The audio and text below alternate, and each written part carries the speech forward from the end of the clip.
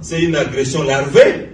Et j'ai été parmi ceux qui, alors que j'étais au gouvernement, j'ai dénoncé l'agression rwandaise parce que, rappelez-vous, le M23 ne date pas d'aujourd'hui.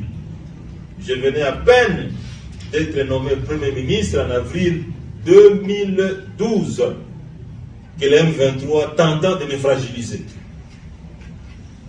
Et j'ai dénoncé l'agression rwandaise larvée dans un mouvement M23. Qui ne le sait pas? Le rapport des Nations Unies l'a dénoncé. Mais qui a eu le courage de la communauté internationale?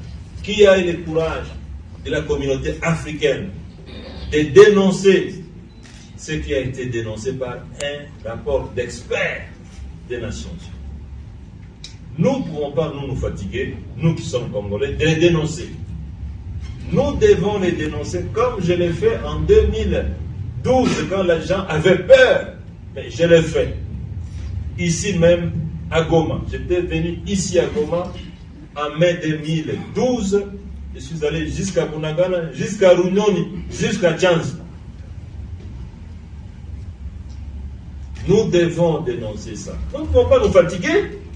Ce sont nos frères et sœurs.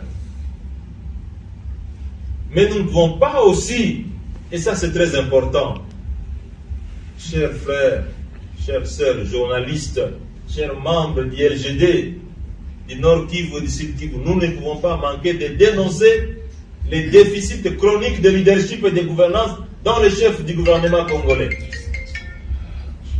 Parce que si les pays étrangers, si un pays étranger essaye de nous agresser, c'est parce qu'il trouve des failles aussi dans le leadership et dans la gouvernance de notre pays. En 2012, j'étais Premier ministre sous le leadership d'un président de la République, Joseph Kabila Kabamba. Je suis allé jusqu'à Bunagana, jusqu'à Runyoni, jusqu'à Tchanzu. J'ai parlé avec les militaires. Nous avons pris en charge leurs desiderata en termes de gouvernance et de leadership. Une année après, nous avons chassé ces gens et ils sont rentrés chez eux. Et vous savez, c'est où?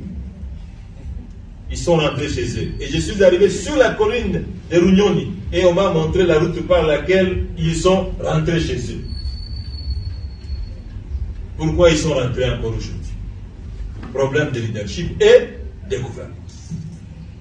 Donc, autant nous dénonçons l'agression, autant nous devons aussi dénoncer les déficits de leadership et de gouvernance. C'est très important, chers amis. Avec 11 personnes, y compris un vice-premier ministre, pour aller s'enquérir des prix de farine en Afrique du Sud. Vous pouvez vous imaginer ça? 11 ministres, y compris un vice-premier ministre. Topo Congo n'a jamais dénoncé ça. Mais ce sont les Sud-Africains qui se sont posé la question, ils disent, mais comment dans un pays, on peut avoir 11 personnes se déplacer? Mais c'est incroyable. 11 ministres. Merci pour la correction. Cher ami Jonathan, quand on a créé Bukangalonzo, c'était justement pour permettre à ce pays de ne plus vivre des types d'humiliation. C'est une humiliation. Quand vous allez en Zambie, mais ce sont des Africains comme vous et moi, ce ne sont pas des Blancs. Quand vous allez en Afrique du Sud, mais ce sont aussi des Africains comme vous et moi. Comment vous allez continuer à vous plaindre du maïs? Ce n'est même pas des ordinateurs, du maïs. Cher ami Nicolas, du maïs. Qui ne demande qu'à planter les graines, d'attendre la pluie et de récolter. 62 ans après l'indépendance. Chers amis, ayons quand même la honte de nous poser certaines questions. Voilà pourquoi nous avons monté Bukangalonzo. Un projet ambitieux, mais combattu par les Congolais. Pour dire, quand Matata s'engage dans un dossier, ça réussit toujours. Congo-Ouest, il a réussi.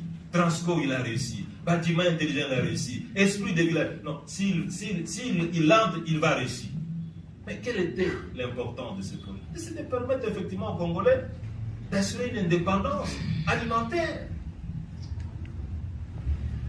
Mais, chers amis de la presse, les politiciens congolais ont été corrompus par des étrangers qui importent les produits alimentaires pour dire « ce projet ne peut pas réussir ».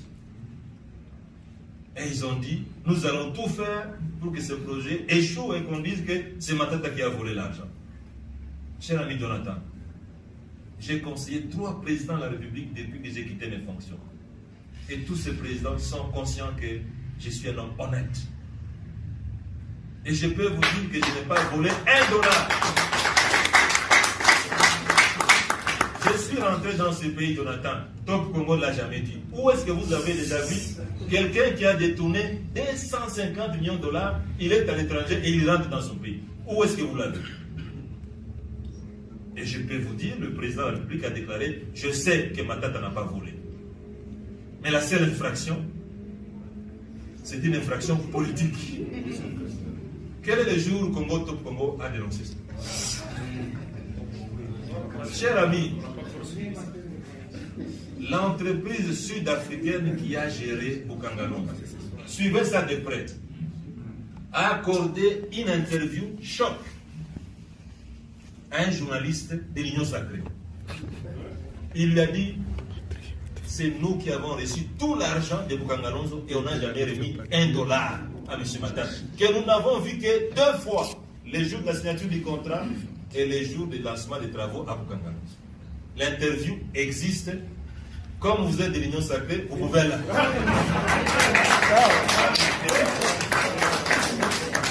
Mais alors, chers amis de la presse, chers amis de la presse,